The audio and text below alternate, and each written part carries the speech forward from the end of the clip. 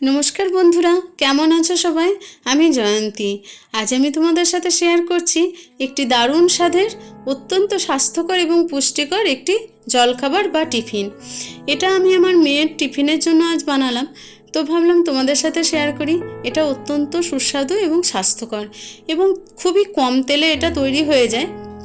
तो एटा बानानोर जोन्नो आमी प्रथमे मेजारिंग कापेर 1 काप आतप गोविंदभोग चाल निये निয়েছি এবং এটা ভেজাতে দিয়েছি। ভালো করে ধুয়ে নিয়েছি প্রথমে, তারপরে ভেজাতে দিয়েছি। বন্ধুরা এটা আমি আগের দিন রাত্রে ভেজাতে দিয়েছি, কারণ এটা 4-5 ঘন্টা ভিজলে ভালো নরম হয়ে যাবে।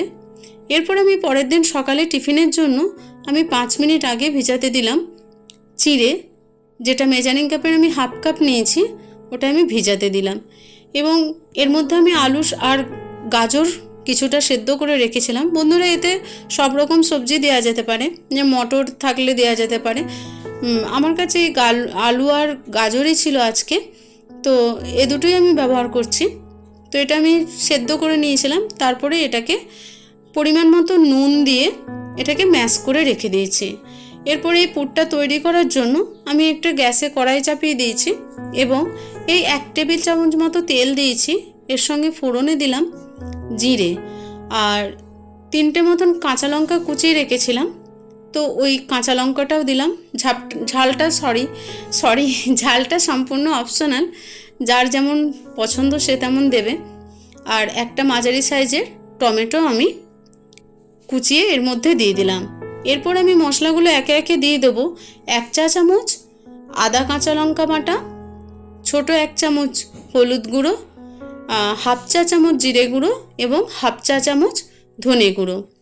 আর এটা আমি সম্পূর্ণ নিরামিষ বানাচ্ছি, সেই জন্য আমি এতে দিলাম 1 চিমটি মতো হিং। এবার আমি কম তেল ব্যবহার করছি রান্নাতে, সেই জন্য আমি একটু জল দিয়ে মশলাটা ভালো করে কষিয়ে নিচ্ছি। মশলাটা প্রায় আমার কষানো হয়ে গেছে বন্ধুরা। এর মধ্যে আমি এতে এই ছোট চামচের হাফ চামচ অর্থাৎ চা চামচের 1/4 চামচ আমি গরম মশলা গুঁড়ো দিয়ে দিলাম। বন্ধুরা এই গরম মশলাটা আমি বাড়িতে বানিয়েছি। আমি কী দিয়ে গরম মশলা বানাই সেই ভিডিও একদিন তোমাদেরকে করে দেখাবো।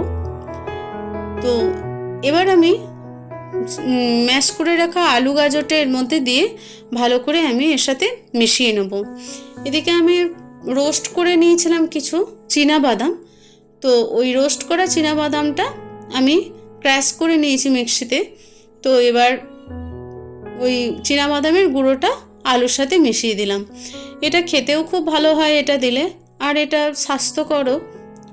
আর ধনেপাতা আমার কাছে খুব কম ছিল, তো আমি অল্প যেটুকু ছিল আমি ফ্লেভারের জন্য আমি ওটুকু ধনেপাতা দিলাম।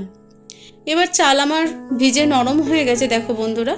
এর মধ্যে আমি চালের মধ্যে এবার চালের জলটা ফেলে দিয়েছি, ছেঁকে নিয়েছি। এরপর এর মধ্যে চিড়েটা দিয়ে দিলাম, আর এর সঙ্গে দেব মেজারিং কাপের হাফ কাপ সুজি,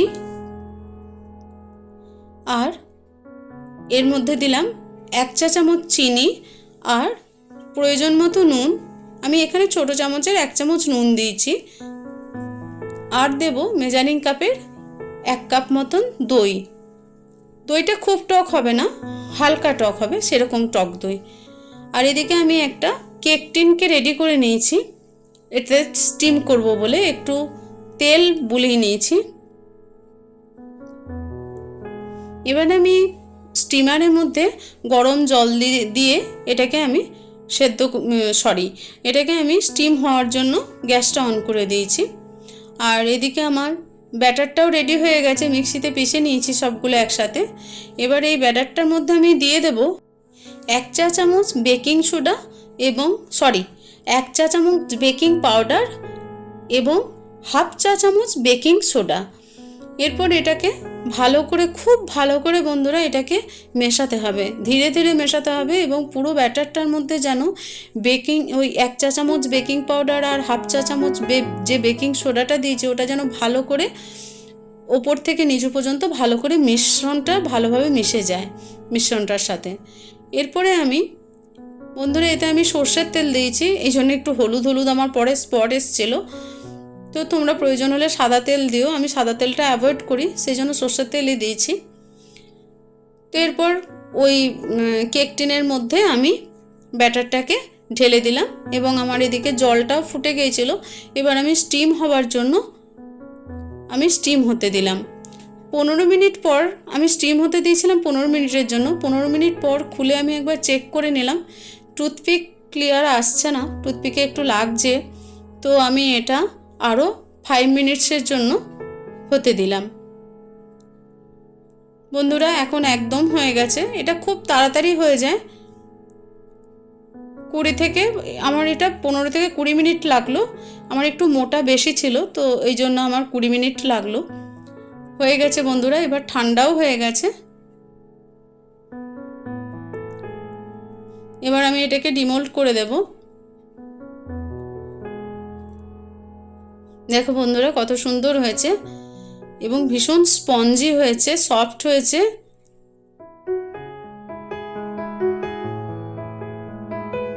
এটার এবার আমি ঠিক মাঝ বরাবর কেটে নেব।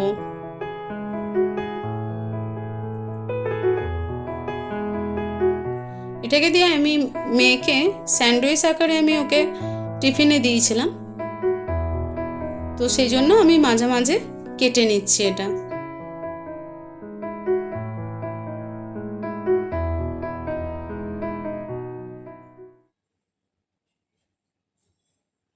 দেখো বন্ধুরা ভিতর ওপর কত সুন্দরভাবে ওটা কুক হয়েছে। এরপরে আমি এটাতে আমি বানিয়ে রেখেছিলাম তেঁতুলের চাটনি, এটা আমার ঘরে বানানো থাকে সবসময়। ওটাকে প্রথমে একটু স্প্রেড করে দিলাম, তোমরা সস দিতে পারো। আমি তেঁতুলের চাটনি দিলাম। এরপরে যে আলুর পুরটা আমি রেডি করে রেখেছিলাম, ওই পুরটাও এতক্ষণে ঠান্ডা হয়ে গিয়েছিল। তো আমি এবার ওই পুরটা হাতে করে সমানভাবে চারিদিকে ছড়িয়ে দেবো।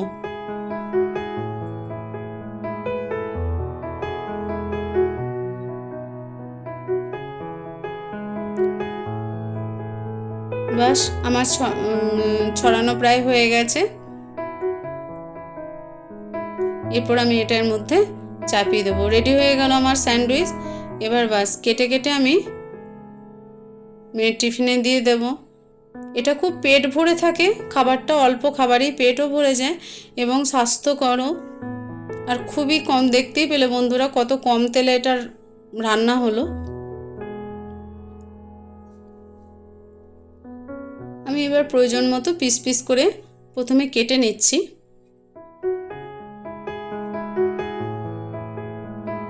দেখো বন্ধুরা এবার তোমাদেরকে দেখিয়ে দিই আমি। দেখো কত সুন্দর হয়েছে।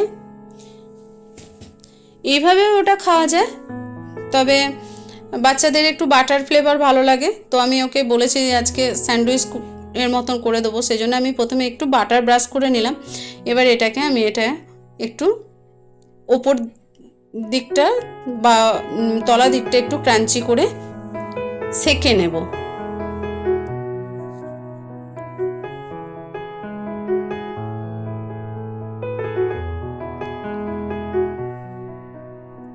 উল্টিয়ে পাল্টিয়ে একটু সেঁকে নেব ক্রাঞ্চি হওয়া পর্যন্ত।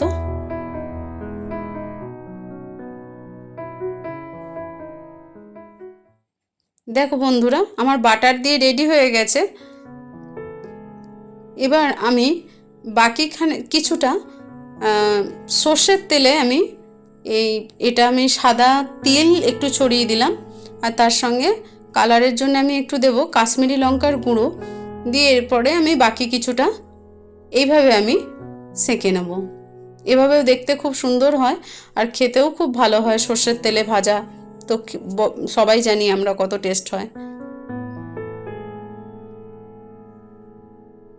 দেখো বন্ধুরা কত সুন্দর কালার এসছে। তোমরা বাড়িতে অবশ্যই একদিন বানিয়ে দেখো, অপূর্ব স্বাদ হয় এবং খুব ভালো লাগবে খেতে তোমাদেরও।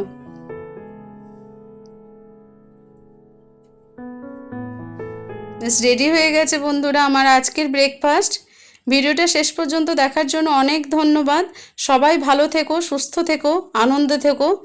আবার দেখা হবে পরের ভিডিওতে। আর ভিডিওটা যদি ভালো লেগে থাকে অবশ্যই একটু লাইক, শেয়ার, কমেন্ট করে দিও। Thank you.